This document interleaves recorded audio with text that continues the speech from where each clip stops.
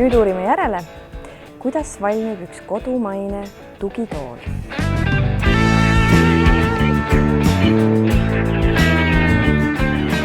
Disaini puhul on kindlasti väga oluline see, et me püstitame hästi selge lähteülesande, sest et disainida võib ju igasuguseid asju, aga on vaja täpselt aru saada, kellele me seda teeme, millised on selle inimese, selle tarbija siis ootused ja see on, ma arvan, et üks sellise hea disaini nagu alus, et me täpselt teame, mida me hakkame tegema.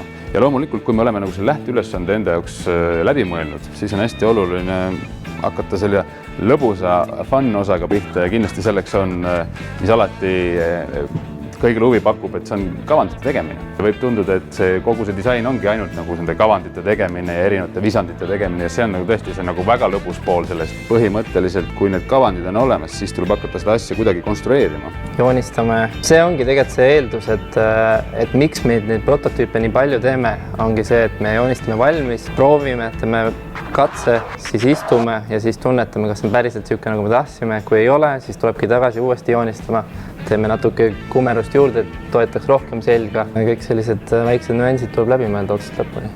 Ja kindlasti on see väga nagu pikk protsess, et võib ju teha midagi 2 nädalaga valmis, aga näiteks Voog tugitooli tootmisküpseks saamine võttis aega 1,5 aastat sellest hetkest, kui me alustasime visanditega.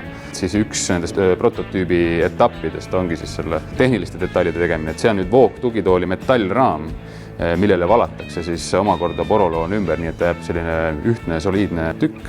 Et siin on metallvedrud juba sisse integreeritud ja see pannakse siis vormi ja valatakse talle see täpne vorm siis ümber, mis hakkab siis täpsemalt toetama meid igalt poolt mugavalt, et oleks hea istuda. Ja siin on ka näha siis mingid prototüüpjalad. Ühe korraliku disaini valmimisel on taga tegelikult terve meeskond. Et meie siin 3 oleme aktiivselt seal disainiga seotud, aga tegelikult meil on ju partnerid üle Eesti. Et metallifirma, kes teeb metallitööd, puidufirma, kes teeb puidutööd, polstrifirma, kes teeb polstritööd, et neid inimesi võib olla lõpuks ühe tooliga, kes on seotud ühe tooliga algusest lõpuni kuskil 10–15 inimest.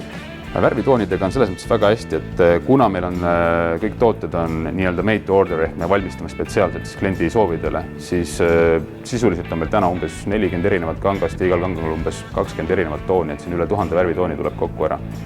Need OOT-diivanid on nii stiilsed, et need võiks kaasa võtta lausa fotosessioonile ja just fotosessioonile me järgmiseks lähemegi.